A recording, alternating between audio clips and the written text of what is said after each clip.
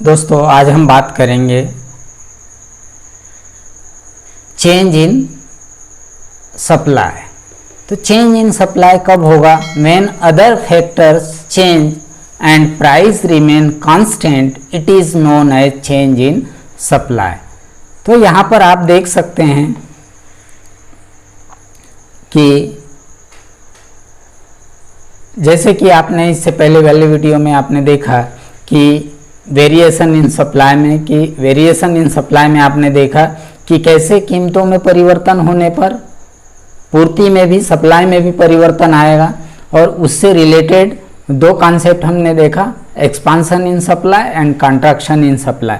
यहाँ पर कीमत स्थिर होगा या कीमत में कोई परिवर्तन नहीं होगा और अन्य फैक्टर्स में चेंज आएंगे और उसके कारण जो बदलाव आएगा तो उसी को हम कहते हैं इंक्रीज इन सप्लाई और डिक्रीज इन सप्लाई।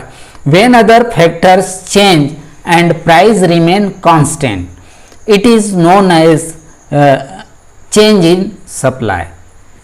तो अदर फैक्टर क्या है? जैसे फैक्टर आप प्रोडक्शन का जो प्राइस होगा या प्रोडक्शन टेक्निक होगा या क्लाइमेट होगा, इनमें चेंज आ जाए और इनमें चेंज आने के कारण या तो पूर्ति कम हो सकेगा या पूर्ति में वृद्धि हो जाएगा। तो इन दोनों कंडीशंस को लेकर ही हम बोल सकते हैं कि increase in supply and decrease in supply. तो इसको हम ग्राफ के थ्रू भी ज़्यादा इजीली समझ सकते हैं। तो वो कैसे समझेंगे? तो आप ग्राफ में देख पा रहे हैं कि इंक्रीज इन सप्लाई। अब मान लीजिए कि यहाँ पर प्राइस ओपी कांस्टेंट है और ओपी कांस्टेंट है तो ओरिजिनल जो सप्लाई है वो क्यू है और ओरिजिनल सप्लाई कर्व है वो एसएस कर्व। अब मान लीजिए कि कीमत स्थिर है और कीमत स्थिर के होते हुए अन्य फैक्टर्स में चेंज आ जाए, प्रोडक्शन टेक्निक्स गुड हो जाए, अच्छा हो जाए, या उत्पादन के साधनों के जो कीमत है उसमें चेंज आ जाए, तो ऐसे समय में क्या होगा? या क्लाइमेट फेवरेबल हो जाए तो देन क्या होगा? जलवायु में परिवर्तन हो जाए, फेवरेबल क्लाइमेट आ जाए, तो ऐसे कंडीशंस में क्या होगा? कीमत की स्थिर रहते हुए भी क्या हो जाएगा? पूर्ति बढ़ जाएगी। कीमत के स्थिर रहते हुए भी पूर्ति बढ़ जाएगी। तो इसी को हम कहते हैं इंक्रीज इन सप्लाई। और इंक्रीज इन सप्लाई के कंडीशंस में जो एसएस जो कर्व है यहाँ पर ओरिजिनल जो सप्लाई कर्व है उसके नीचे की ओर एक नई सप्लाई कर्व शिफ्ट होगा या नई सप्लाई कर्व बन जाएगा।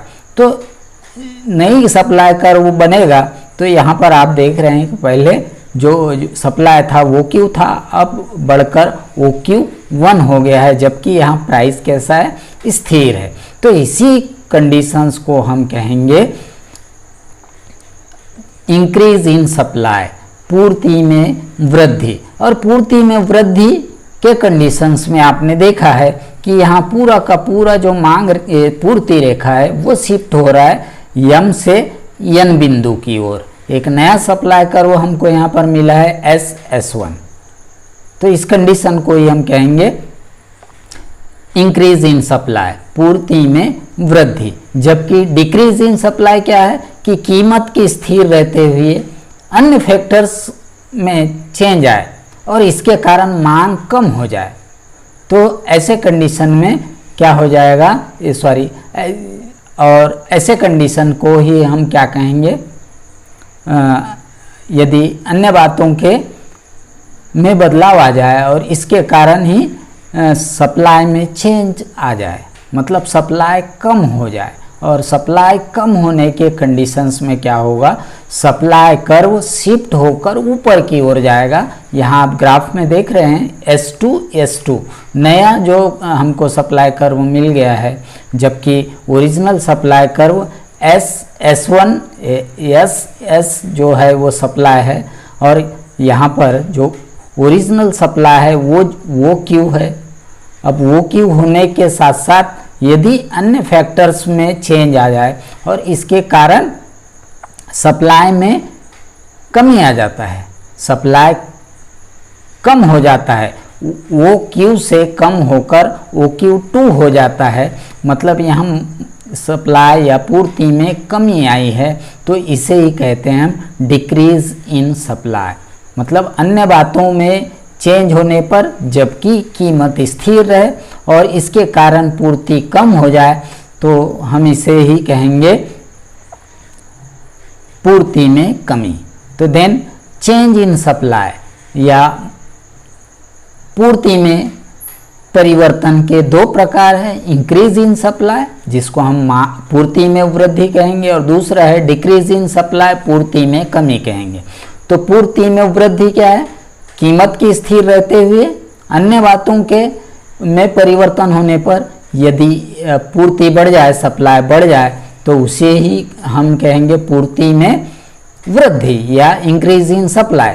जबकि डिक्रीज इन सप्लाई क्या है कि अन्य बातों में चेंज आने पर जबकि कीमत स्थिर रहे, यदि सप्लाई कम हो जाए, अन्य बातों में चेंज होने पर खराब क्लाइमेटिक कंडीशंस आ जाए या प्रोडक्शन टेक्निक से बदल जाए, तो देन ऐसे समय में क्या होगा कि पूर्ति में कमी आ जाएगी, तो इसे ही कहेंगे हम डिक्रीज इन सप्लाई।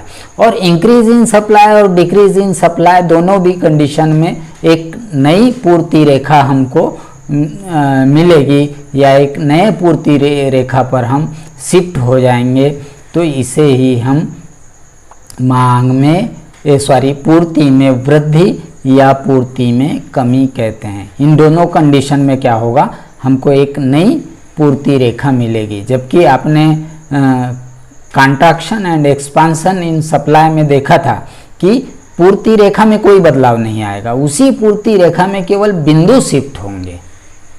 जबकि यहाँ पर आप देख रहे हैं कि पूर्ति रेखा पूरा का पूरा बदल रहा है, एक नई पूर्ति रेखा पर शिफ्टिंग हो रहा है, चाहे वो इंक्रीज इन सप्लाई हो चाहे वो डिक्रीज इन सप्लाई हो। तो इस तरीके से आज हमने देखा कि चेंज इन सप्लाई क्या है, पूर्ति में परिवर्तन क्या है, और पूर्ति में परिवर्तन दो प्रकार के होते हैं, एक तो पूर्ति में वृद्धि और पूर्ति में कमी। तो देन ये कब होंगे, जब कीमत स्थिर रहे और अन्य फेवरेबल फैक्टर्स में चेंज आने के कारण यदि सप्लाई बढ़ जाए तो उसे ही हम कहेंगे सप्लाई में वृद्धि। और यदि अनफेवरेबल कंडीशंस के कारण यदि सप्लाई कम हो जाए या सप्लाई में कमी आ जाए तो इसे ही हम कहेंगे डिक्रीज इन सप्लाई। तो मिलते हैं नेक्स्ट वीडियो में। आप चैनल को यदि नए हैं, चैनल पर नए हैं, आप नए व्यूवर्स हैं तो आप चैनल को सब्सक्राइब कर लें और वीडियो पर लाइक और कमेंट्स करना ना भूलें। मिलते हैं नेक्स्ट वीडियो में। Thank you for